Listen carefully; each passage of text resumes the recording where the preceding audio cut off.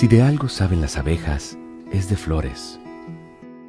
Hay de todo tipo y para todos los momentos.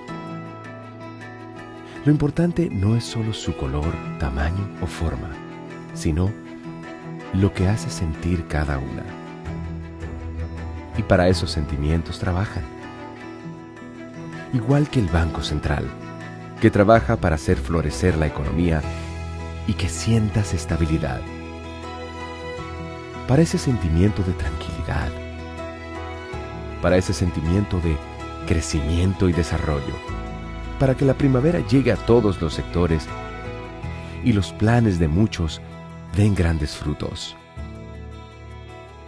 Banco Central de la República Dominicana, 75 años trabajando por una estabilidad que se siente.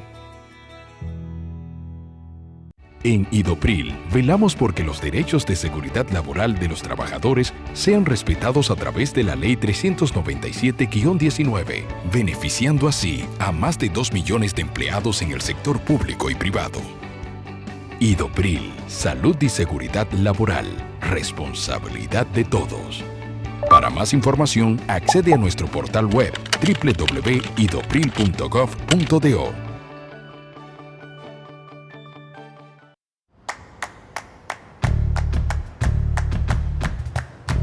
Felipe y Gaby dan fe del crecimiento de la construcción gracias a Banreservas. Lo mismo pueden decir Manolo, Conchita y toda la brigada por el apoyo que recibe la pelota del Banco de Todos los Dominicanos. Los Invencibles también son testigos de ese apoyo al arte y la cultura. Y ni hablar de todos los que se benefician del programa de pignoración de arroz, como don Héctor y su gente. Y el respaldo es tan real que les cuente Jessica, quien realizó su sueño ecoturístico con la ayuda de Expo Fomenta Pymes Banreservas. Los sectores construcción, pymes, deporte, arte, cultura, turismo y agricultura saben que detrás de uno que avanza hay muchos más echando hacia adelante. Banreservas, el banco de todos los dominicanos.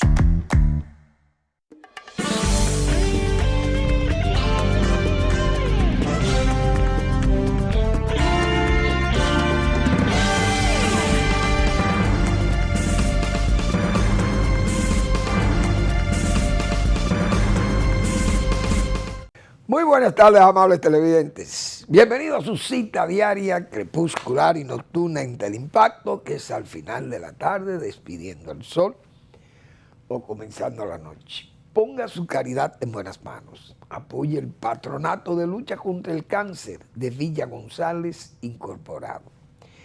809-443-8010. También el Hogar Escuela Santo Domingo Sabio. Un lugar regentado por los salesianos de la Iglesia Católica para formar jóvenes en alto riesgo. Y ahí hay que hacer siempre un trabajo duro, amplio, porque son muchos los jóvenes que están en esa situación de peligro, de caer en la delincuencia. Y formar un individuo, llevarlo a la vida adulta, utilidad, una buena ciudadanía para rendirle al país.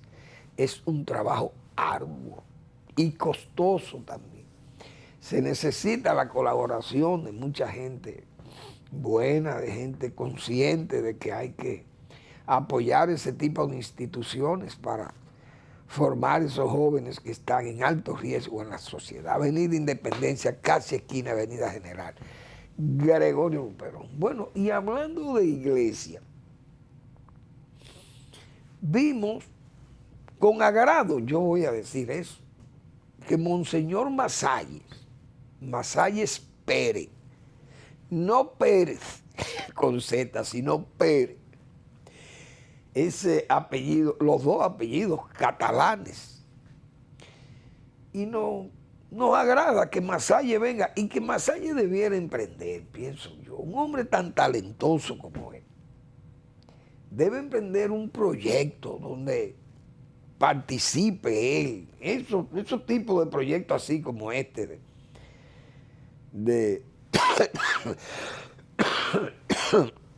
perdón, el Santo Domingo Sabio.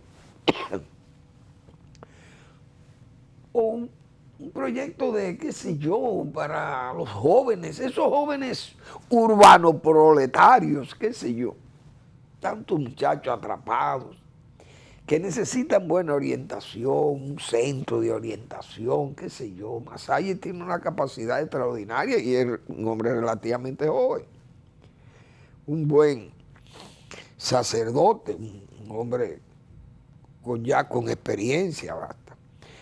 Él, nosotros le llamamos el huido, porque yo decía, ¿por qué Massaye se va? Bueno, eso nada más lo podía saber él. Él pidió la renuncia del obispado de Baní, de Peravia, al Papa Francisco, se le concedió para desplazarse a Cataluña.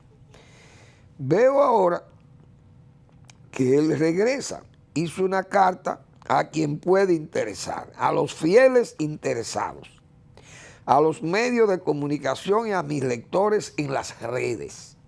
Es un hombre que está en todas las redes también. Como todos saben, el pasado 12 de septiembre el Papa Francisco aceptó mi renuncia como obispo de la diócesis de Baní. Desde que se hizo pública mi renuncia y al anunciar mi intención de ir a Barcelona, situaciones no esperadas han provocado que deba discernir sobre la conveniencia de comenzar una nueva etapa pastoral fuera de la República Dominicana.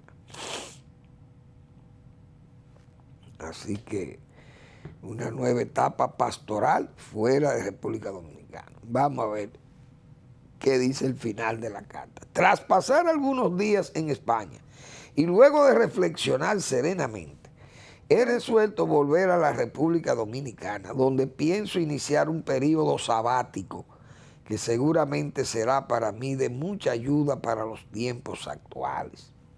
Agradezco a todas las personas que de manera sincera se preocuparon durante estos días y a ellos les pido que sigan rezando por mí para que pueda servir de la mejor manera posible a la Iglesia, esposa de Cristo.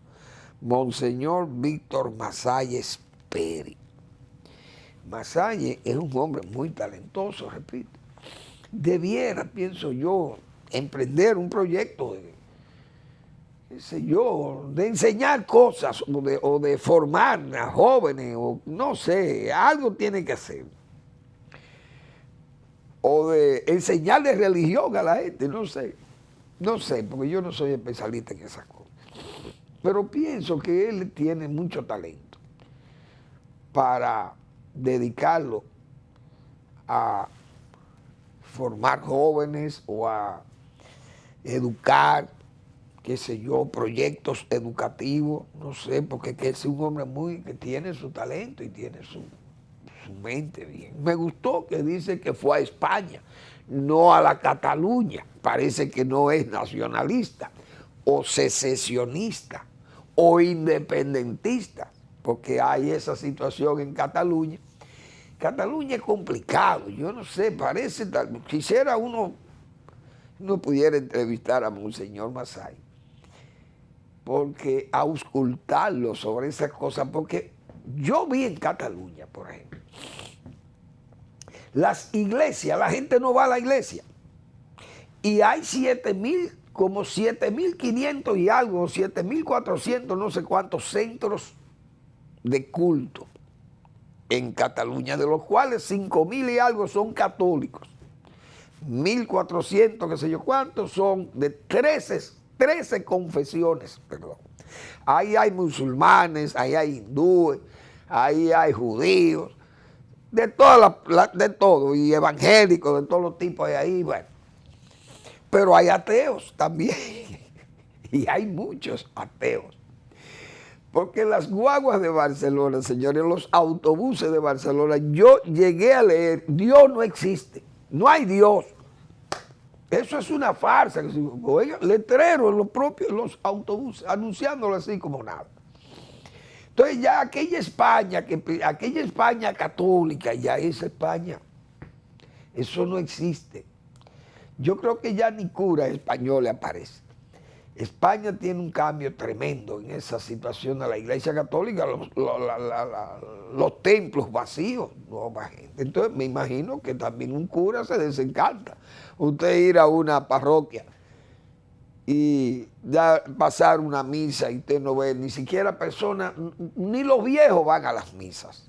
Las personas adultas no van a las misas. Así es que anda la iglesia en España y en Cataluña más. Porque eso sí es verdad que esos catalanes son como,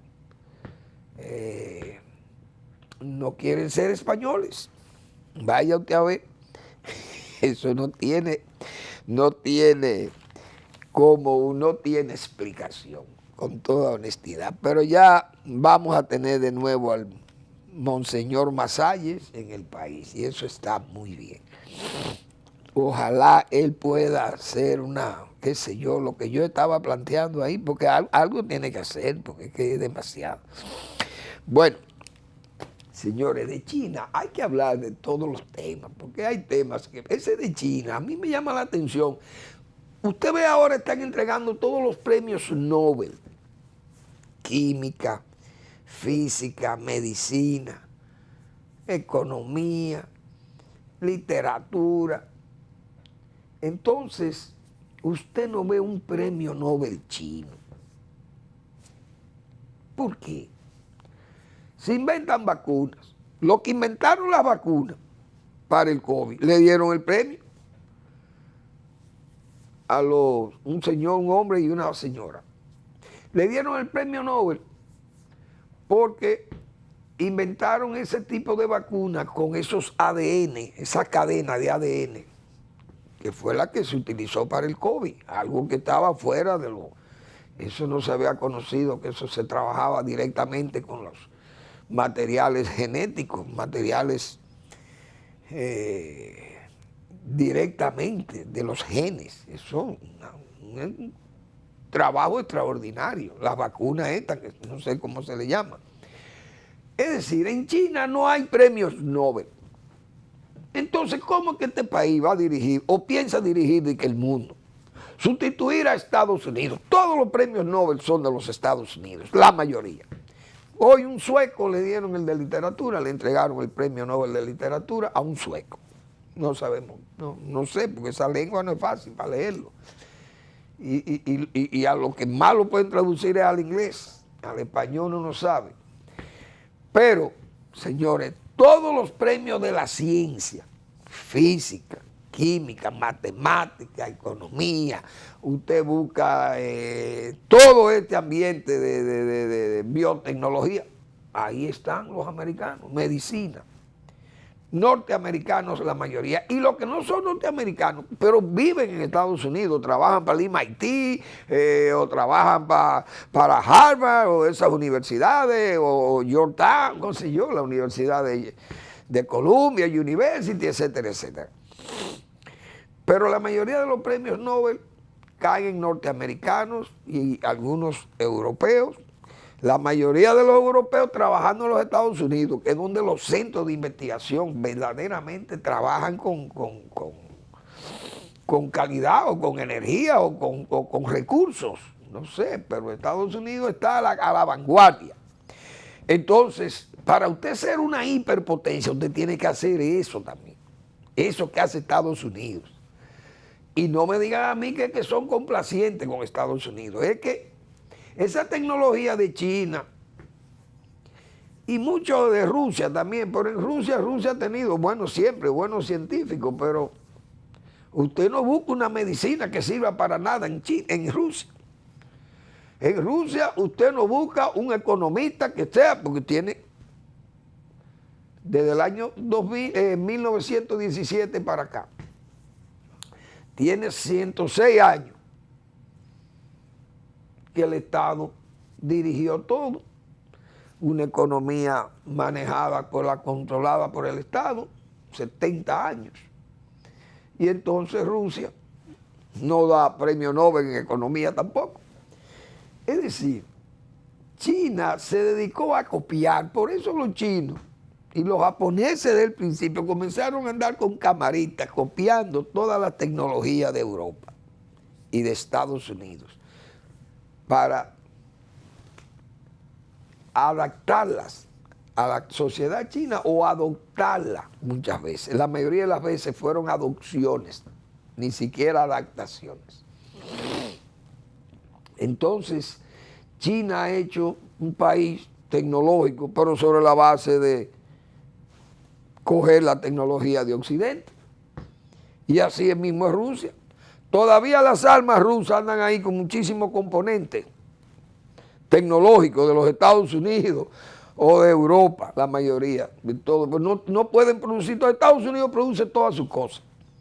Puede importar tecnología, por ejemplo, que pueda importar de China o de Taiwán, qué sé yo, o de Japón, pero son compañías norteamericanas que están allá. La tecnología la han llevado de Estados Unidos y ahí la producen en masa, qué sé yo. Es decir, Estados Unidos está a la vanguardia tecnológicamente de todos estos países y usted oye muchísimo disparatado hablando de que Estados Unidos está en decadencia, que Estados Unidos por aquí, que Estados Unidos por allí. No lo creo. Bueno, con el fentanilo, que es otro de los problemas muy serios que está enfrentando a China con los Estados Unidos, y uno no sabe dónde va a terminar eso. Pero Estados Unidos está perdiendo 90 o 100 mil personas por año por ese fentanilo, esa droga. Esa droga está entrando por México. Dice Donald Trump que si él gana la presidencia, él le va a dar guerra a los narcos mexicanos, a los grupos, y China, que es el que está vendiendo el producto con el que se fabrica ese veneno, porque el fentanilo no fue una droga que se inventó como droga para fines, qué sé yo, de consumo popular. Fue una droga médica, una especie de calmante para dolores muy fuertes o ¿cómo se llama esto? De anestésicos en salas de cirugía para hospitales. Pero esos delincuentes se dieron cuenta que ese producto era más útil que la cocaína y más fácil de distribuir, más barato aparentemente. Y entonces ese fentanilo lo están usando, pero es un veneno terrible y tiene mucha gente en estado verdaderamente penoso, ver los jóvenes y la gente que usa eso. China tiene esas acusaciones de Estados Unidos y eso parece que se van a complicar esas cosas porque Estados Unidos quiere tomar medidas con eso. Hay una compañía, la compañía que elaboró ese producto en Europa, creo que está en justicia por eso, porque hay gente que le han puesto demanda, porque ese producto es muy peligroso, muy dañino para la salud. Entonces China, que produce los principios activos, lo está vendiendo y Estados Unidos está poniéndole algunas restricciones a eso. Y lo está vendiendo, pero México es que está comprando. Esos carteles de México son los que están haciendo el fentanilo para venderlo en los Estados Unidos. Interesante eso. Pero Trump, que es un caso raro, porque Trump es un caso raro. Ese señor es pro-Putin, pro-genocida, pro-Putin, derecha extrema en los Estados Unidos. Yo le llamo el jefe del Ku Klux Klan.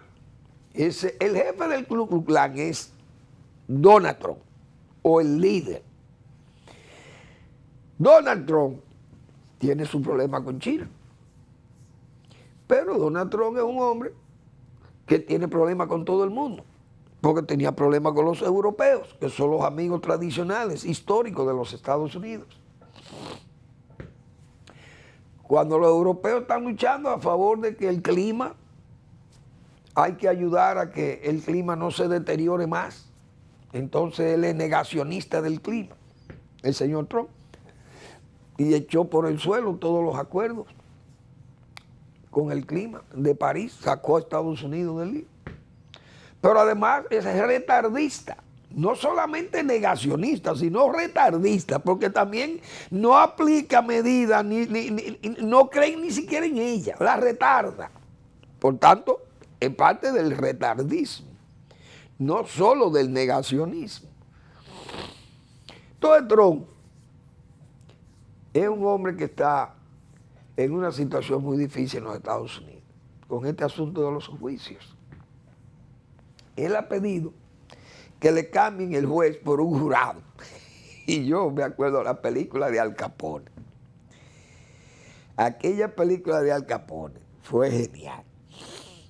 Cuando Elliot Ness habla con el juez que está conociendo el caso de Capone. Y el abogado, uno de los abogados de la fiscalía, pidió que se cambiara el jurado. Pero el juez se negaba. O no se negaba, sino que estaba ahí como indeciso. Estaba indeciso. Y Elliot Ness se paró y fue donde el juez. Y le dijo al oído, le susurró al oído, mire, usted está incluido en una lista que hay ahí de pagos. Se incluye al juez. Parece que le dio esa cotorra al juez y el juez cambió ¿cómo se llama? El jurado. Lo cambió porque el jurado ya lo había comprado Al Capone y su gente y sus capos. Habían comprado el jurado que le iba a juzgar. Al cambiar el jurado, Al Capone se regó y eso fue un pleito terrible. Señores, fue condenado. Vamos a seguir, pero vamos a una pausa primero.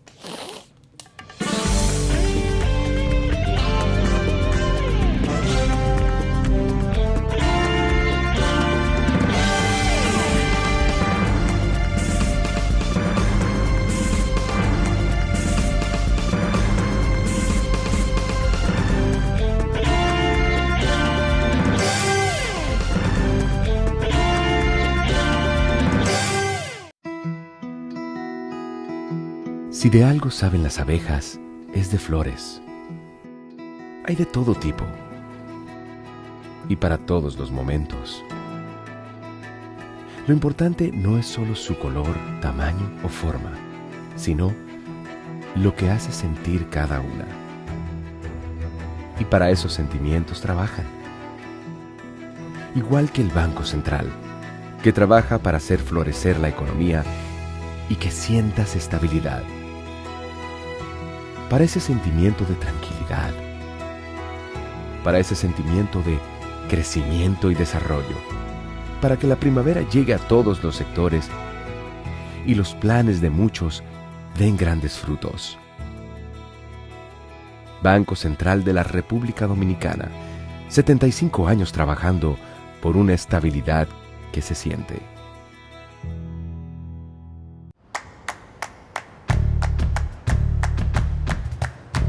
Felipe y Gaby dan fe del crecimiento de la construcción gracias a Banreservas. Lo mismo pueden decir Manolo, Conchita y toda la brigada por el apoyo que recibe la pelota del banco de todos los dominicanos. Los Invencibles también son testigos de ese apoyo al arte y la cultura. Y ni hablar de todos los que se benefician del programa de pignoración de arroz, como don Héctor y su gente. Y el respaldo es tan real que les cuente Jessica, quien realizó su sueño ecoturístico con la ayuda de Expo Fomenta Pymes Banreservas. Los sectores construcción, pymes, deporte, arte, cultura, turismo y agricultura saben que detrás de uno que avanza hay muchos más echando hacia adelante. Banreservas, el banco de todos los dominicanos.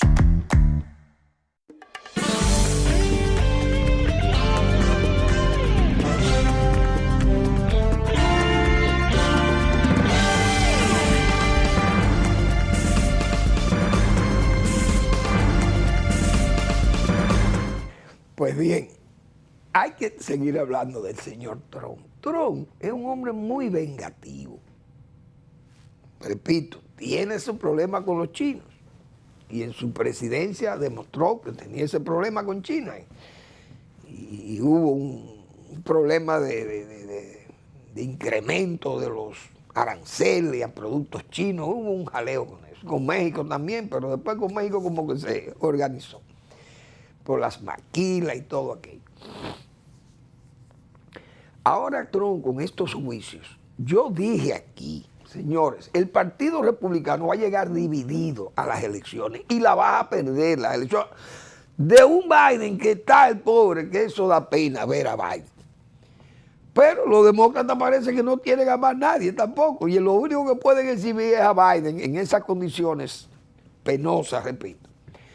Pero ante un ciclón, un tsunami tipo Trump, vengativo. Un hombre que ahora quiere ser presidente de la Cámara de Representantes de los Estados Unidos. Porque es que ahí ese partido está loco, el Partido Republicano.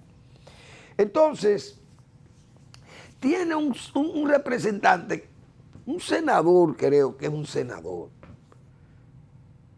No sé de qué estado, si será de Kentucky, no recuerdo. Rap Paul, creo que se llama. Pero el padre de ese caballero es comentarista, señores, de Russia Today, un canal televisivo ruso, que es un canal de propaganda rusa putinesca o putinista. Y el papá de ese senador, de Rap Paul, no sé si es senador o representante, es, señores, vocero, locutor de RT, de Russia Today. Oigan cómo es que anda Estados Unidos. Pero ese es uno de los hombres más extremistas que hay en los representantes o en los republicanos de los Estados Unidos. Y es un grupito que hay ahí, pro-Trump, que quieren explosionar aquello, porque ya sacaron de circulación a McCarthy. Él quiere el presidente de la Cámara de Representantes, la mayoría son republicanos. Entonces ese partido va a terminar, pienso yo, dividido por ese trumpismo loco que hay ahí. Trump quiere ser presidente de que por unos días, pero todo es para vengarse de Biden y llevar a Biden a un juicio político, una cosa de loco que hay en los Estados Unidos. Entonces el señor Trump está pidiendo todo esto. Ahora, fíjense cómo son lo que es una democracia. El papá de ese señor, de Rap Paul, dije yo, es un norteamericano que trabaja para una agencia rusa putinista, una agencia de propaganda, ese canal RT, Russia Today. Puede hablar y decir todo lo que le da la gana en Estados Unidos. Sin embargo, esta periodista rusa, Marina Oksyanikova,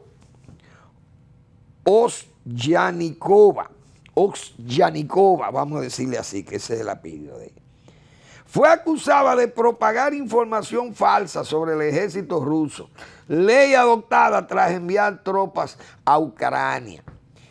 8 años de prisión a esa periodista, porque esa periodista critica la guerra a Ucrania. Pero ¿y cuál es el problema de usted un país que usted diga, cómo vamos nosotros a intervenir un país, incluso eslavo, amigo de nosotros, hermano de nosotros hace años, y invadirlo y matando gente y bombardeando áreas civiles? Ese señor Peskov. Por eso es que muchas veces pasan esos regímenes, como pasó con los nazis en Nuremberg, y usted ve que terminan ahorcando a una persona que se dedicaba tal vez al cine en tiempo de los nazis. ¿Pero por qué? Porque eran propagandistas, fanáticos, y terminaron ahorcados. Mucha gente que no tenía cargo tan relevante en el nazismo. Este señor de Rusia se atreve a negar, porque esa gente, digo yo, ese Lavrov, el canciller ruso, y este vocero del Kremlin, esas son gente que no tienen, esos elementos son, óigame, cambia ese régimen y hay que llevar a la horca, lo llevan a los dos.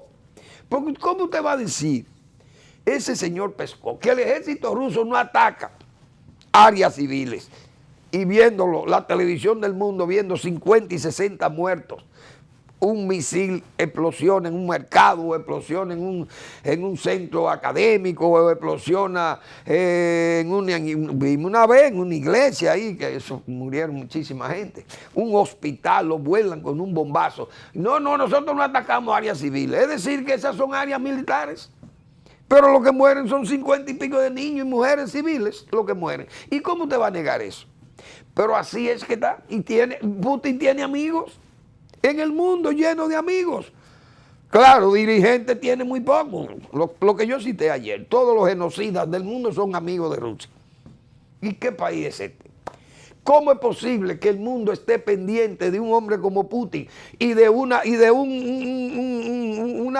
absurdidad desde el punto de vista de la dirigencia del mundo, de un hombre como Donald Trump? Eso es increíble. Yo digo, bueno, yo no sé, pero yo creo que soy un ciudadano del mundo que veo que el mundo anda loco. Creo que andamos locos. Que se le da vigencia a una persona como ese, tan desquiciado. No es un hombre desquiciado. Apoyar esas cosas, esa vocería rusa, esa cancillería de Rusia, esa periodista, pero son centenares de periodistas, políticos y gente que han sido condenados porque opinan sobre la guerra. Oye, usted dice que eso no es una democracia. Y ese señor va a elecciones, Putin, y de que gana. Y que ese señor lo defienda el que quiere volver a ser el hombre que fue presidente de los Estados Unidos. No, entonces yo he dicho, el señor Donald Trump tiene que haber sido filmado por los organismos de seguridad de Rusia. O lo firmaron o haciendo un fraude, o haciendo un negocio ilícito, o haciendo un negocio ilícito pero escandaloso, o haciendo actos inmorales, actos sexuales, qué sé yo, lo tienen filmado y es un chantaje lo que tiene Rusia sobre este hombre, porque no se explica que un demócrata norteamericano actúe así. No se puede explicar, digo yo.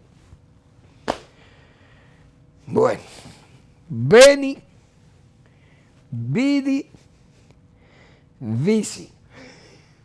Veni, Vidi, Vici. Yo recuerdo esa expresión, pero es una expresión muy común en el mundo. En el mundo, no solamente en el hemisferio occidental, en el mundo. En Asia Menor y en Asia Mayor, como se dice. Y en Australia, ya en el extremo, en los polos.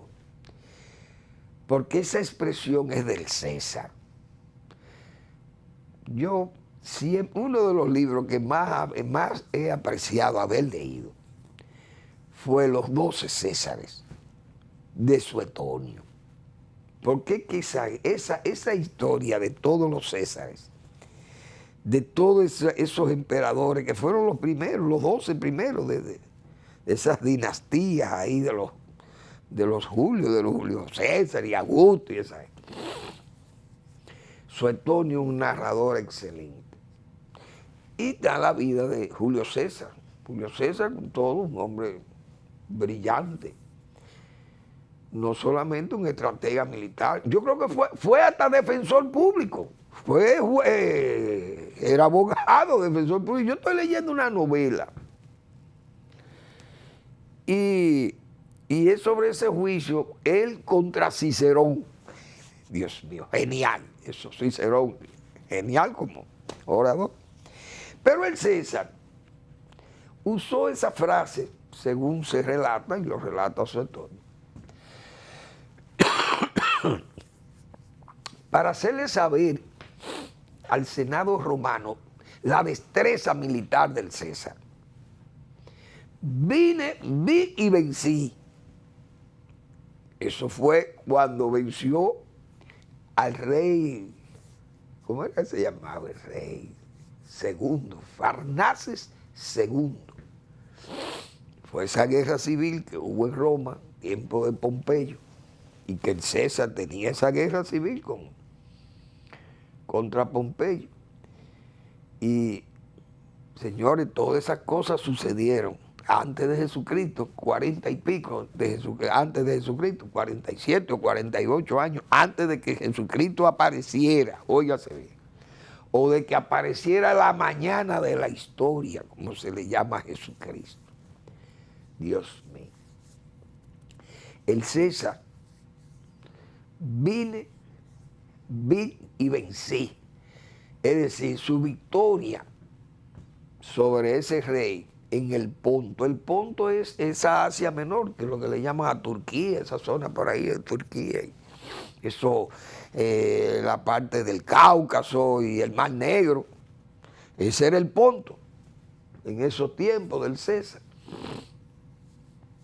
Y parece que el presidente Abinader se apareció en Dajabón en forma sorpresiva, según se ha dicho. Y allá tal vez se acordó de la expresión del César. Vine, vi y vencí a los haitianos. Ahí tengo mi canal La Vigía rehabilitado. Presidente, dice Manuel Fermín, vaya firmando su derrota responsablemente. Y tengo 3 semanas hablando de eso desde el primer día que se tomaron las medidas que ha tomado el presidente. ¿Por qué? Porque entendía que el cierre de la economía con respecto a los haitianos tenía doble situación mala para nosotros. Primero porque levantó el furor de aquello para unirse sobre la base de que nosotros le queremos, qué sé yo, afectar su supervivencia. Es decir, usamos la dependencia como arma contra ellos. Decíamos nosotros al principio, y lo decimos. Y además el músculo militar, entonces le enseñó el músculo militar, helicóptero dando tumbos ahí, como si hubiera un ejército de aquel lado. Un país que todo el mundo sabe que no tiene ejército y una policía deficiente, y mandaron unos policías ahí como para decir, miren, nosotros no estamos aquí, aquí hay armas también, como defendernos de cualquier cosa, pero aunque ustedes nos superen. Entonces, sobre esa base, casi como el César, el presidente envió toda esa parafernalia militar allí. Se cerró la frontera Cali-Canto. Y nosotros dijimos, ese cierre a la economía no es sano, porque nosotros podemos ponerle presión a los haitianos sobre la base de ir a la diplomacia, al arbitraje. Todo el mundo ha dicho eso y nosotros lo decíamos desde el principio, pero el gobierno no temperó a eso, porque el gobierno jugó no solo a la expresión del César, porque lo del César fue verdad, el César venció a Farnace II ahí en el Ponto, tuvo que vencerlo, y sobre la base de vencerlo le dijo a Pompeyo y a los romanos, al Senado romano, le miren, yo soy el César, yo soy el hombre que gané las batallas, el hombre capaz del ejército soy yo. Entonces el César tenía razón para decir, vine, vi y vencí. Muy bien. El presidente no está luchando contra nadie allí. Primero se descartó que era oficial, sino que eran unos tigres, unos delincuentes y unos anarquistas. Entonces, ¿para qué nosotros ponerle todo aquello? Todo lo dijimos desde el principio. Pero el gobierno jugó una carta ahí, pensando que a los 3 días ya los haitianos iban a, como dicen, a tirar la toalla. Bueno, nosotros no vamos a perder este negocio, tenemos allí muchísimos empleados, la zona franca, el mercado, vamos a parar mejor esto. Y pudo haberse incluso pensado que iba a haber un levantamiento popular del pueblo de Juana Méndez contra los constructores, pero no lo hubo.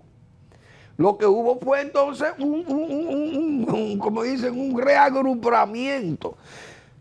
Y en Haití siempre hemos dicho que Haití es un remolino de la calle, que Haití generalmente la ebriedad colectiva, eso nada más hay que ponerle, como dice, un fósforo y un poco de combustible y eso se arma un rebú en Haití de proporciones bíblicas. Todo eso lo sabe la gente. Pero las cosas no sucedieron así. El gobierno jugó, repito, a que eso en 3 días se resolvía, pero ya eso va por semanas. ¿Qué hizo el gobierno dominicano? Sabiendo que los haitianos no van a parar la construcción, bueno, vamos a rehabilitar el canal La Vigía, que lo hizo Trujillo. Pero cuando Trujillo hizo ese canal, años 50 y pico se dice, 54, primero, los haitianos no tenían esa vocación agrícola ahí en la zona. Trujillo tenía demasiada fuerza, eran muy poderosos, los haitianos eran más débiles. Entonces Trujillo hizo ese canal, asentó a los japoneses, le llevó su agua. Los haitianos no se oponían mucho a Trujillo. El canal siguió rindiendo su labor porque Haití no usaba agua de ahí, no le interesaba, no tenía vocación agrícola. Comenzaron los haitianos a sacar arena del área del río donde está la toma de la Vigía y dañaron la toma de agua de la Vigía. Y por eso ese canal tenía alrededor de 10 o 12 años sin uso. Por eso tenía esa tupida y crecida maleza que el gobierno lo rehabilitó para fines de compensar el problema del agua.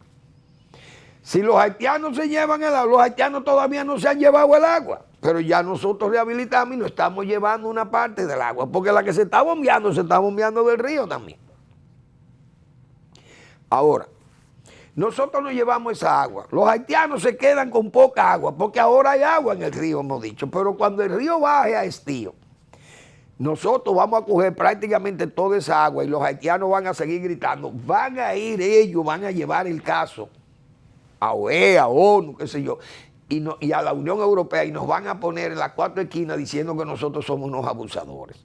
Pero nosotros vamos a ir a decir que no, que fueron ellos los culpables, que abrieron un canal inconsultamente, solo llevándose de algo que se escribió que no era legítimo. Muy bien, pero los haitianos son pobres y negros, y eso es una garantía de víctima. Ese es uno de los graves problemas que tenemos nosotros los dominicanos contra esa gente. ¿Qué va a pasar?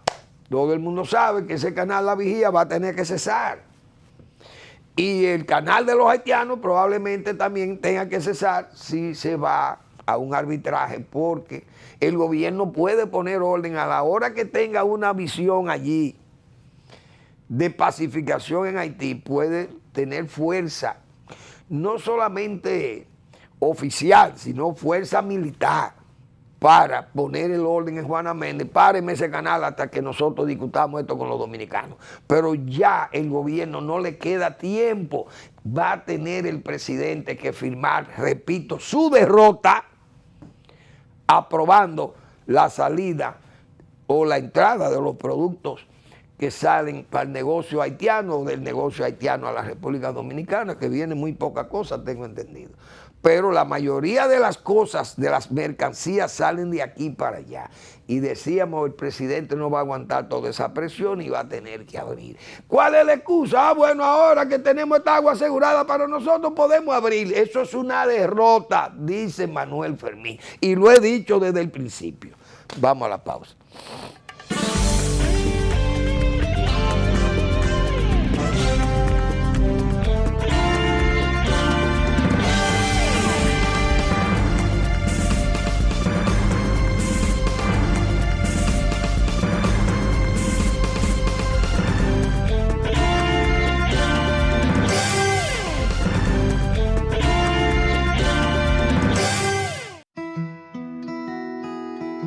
Si de algo saben las abejas, es de flores. Hay de todo tipo y para todos los momentos. Lo importante no es solo su color, tamaño o forma, sino lo que hace sentir cada una. Y para esos sentimientos trabajan. Igual que el Banco Central, que trabaja para hacer florecer la economía y que sientas estabilidad. Para ese sentimiento de tranquilidad, para ese sentimiento de crecimiento y desarrollo, para que la primavera llegue a todos los sectores y los planes de muchos den grandes frutos. Banco Central de la República Dominicana, 75 años trabajando por una estabilidad que se siente. En Idopril, velamos porque los derechos de seguridad laboral de los trabajadores sean respetados a través de la Ley 397-19, beneficiando así a más de 2 millones de empleados en el sector público y privado. Idopril, salud y seguridad laboral, responsabilidad de todos. Para más información, accede a nuestro portal web www.idopril.gov.do.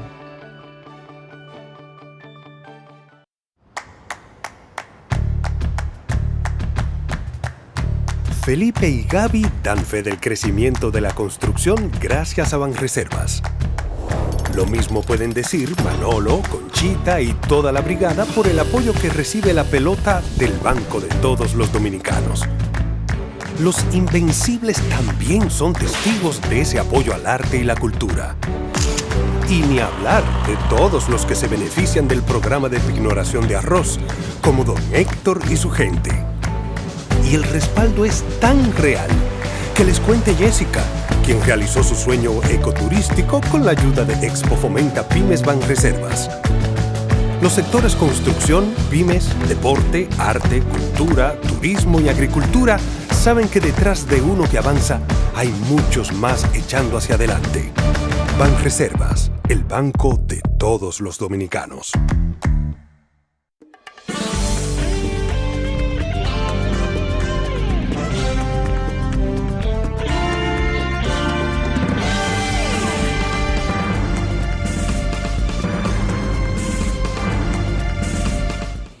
Bien, vamos a recordarle que el doctor Marino Vinicio Castillo publica toda la semana su blog La Pregunta. En esta semana publica Nieblas de una actualidad tormentosa. Es el trabajo del doctor Marino Vinicio Castillo que le insto a leerle. Bien, señores, eso que hemos venido analizando, de que el presidente va a tener que firmar su derrota, no va a poder decir, como dijo el César, veni, vidi, vici, como dijo el César. Vine, vi y vencí. Porque los haitianos, repito, no se rindieron. El gobierno dominicano ha tenido que apelar a lo mismo que están haciendo los haitianos. Y fíjense algo que yo decía ayer. Trujillo hizo ese canal La Vigía. No tuvo que pedirle permiso a los haitianos porque ya todo el mundo sabe el poder que Trujillo tenía en esa gente. Y esa gente le temían a Trujillo. Esa decisión se tomó después del 37. Y Trujillo era Trujillo. Hasta allá le pusieron un nombre a una calle, una avenida en Puerto Príncipe, Generalísimo Trujillo, pues ellos mismos le decían el jefe. Un dios era para muchos haitianos, Trujillo era un dios en Haití. Un dios vivo. Ahora, Trujillo le dio más interés a la soberanía económica que a la misma soberanía territorial. ¿Por qué yo digo eso? Porque ayer yo decía, estamos hablando de soberanía y se ha querido vender la soberanía como un acto de que patria o muerte venceremos. Aquella otra frase utilizada por el castrato y por los castristas, por los seguidores del castrismo. Patria o muerte venceremos, patria o muerte venceremos allá en la frontera. Por el asunto del agua, que repetimos, todos los que están con alguna conciencia saben que eso con un asunto diplomático se podía resolver. Y más en un Haití, en las condiciones que está Haití, que no tiene ni siquiera cómo hacerle frente bélico al problema. Entonces, con una cosa, con un esqueleto así, ¿qué es lo que tenemos que hacer? Ir a discutir que hay un árbitro, es lo más que podemos hacer. Y siempre se ha dicho eso, porque lo dije aquí, el caso de Ulises Heró, que prefirió llevar el caso de diferendo fronterizo y de tratado con Haití, prefirió llevarlo al Vaticano, porque no se puede luchar con esa gente, porque son gente que son un problema. Los haitianos todo el tiempo han sido gente que rehuyen a la responsabilidad y no cumplen nada. El único que quería hacer cumplir era Duvergé. Mire, General Santana, vamos para Hincha. Usted no nació allá. Vamos para San Miguel de la Atalaya, vamos allá a la Caoba, vamos a recoger nuestros terrenos, que esos terrenos son de República Dominicana, desde Aranjuez. Y los haitianos se fueron quedando con ellos y después que se quedaron con los terrenos ahí como viviendo, no, el Uti Posidetti, ya tenemos 30, 40 años aquí, Boyer y su grupo, 20 años, 22 años aquí, se quedaron con los terrenos. Pero en el 44 Duvergé y ese grupo y todo ese grupo de patriotas hubiera recogido esos terrenos de nuevo. Pero ya eso es historia. Trujillo le dio importancia a la soberanía económica, que era lo que yo decía ayer. Y la mejor prueba fue, porque yo creo que la soberanía económica, nosotros, está en peligro. Porque esa deuda ya, la deuda de nosotros es casi inasumible o impagable, como está República Dominicana. Pero se quiere explotar el masacre. Pero la deuda externa es más peligrosa desde el punto de vista de la soberanía. Y repito, Trujillo, ¿qué hizo Trujillo? Señores, Trujillo pagó la deuda externa y le hizo un homenaje a ese acto, un monumento. El monumento Trujillo, ¿cómo que se llama? Trujillo Hall, creo que se llama. Era el ministro americano, Cordell Hull, y Trujillo, ahí está el obelisco hembra, allá en el malecón, ese monumento al pago de la deuda, esa gesta gloriosa del generalísimo, pagar la deuda externa. Fíjense que el valor que tenía la soberanía económica. ¿Por qué yo digo que la misma soberanía terrestre, Trujillo incluso le dio 1.600 kilómetros a los haitianos, el paso de la miel? Es decir, Trujillo hasta sacrificó la soberanía territorial para dejar tranquilo y complacer a los haitianos. Nosotros no tenemos que ser complacientes con ellos. Estamos totalmente de acuerdo, porque tal vez Trujillo usaba toda esa complacencia para evitar que aquello se convirtiera en un foco de agitación contra él mismo aquí. Eso es entendible. Pero aquí yo estoy diciendo lo siguiente. El gobierno ha querido hacer una escandalera allí con el problema del masacre. Pero nosotros tenemos el problema más grave, es esa deuda que tenemos, que nadie ve, pero yo digo que este es un pueblo embrutecido por el alcohol, como decían los judíos. Digo, se atribuye a haber dicho a los judíos. Porque yo recuerdo cuando leí los protocolos de los hijos de Sión.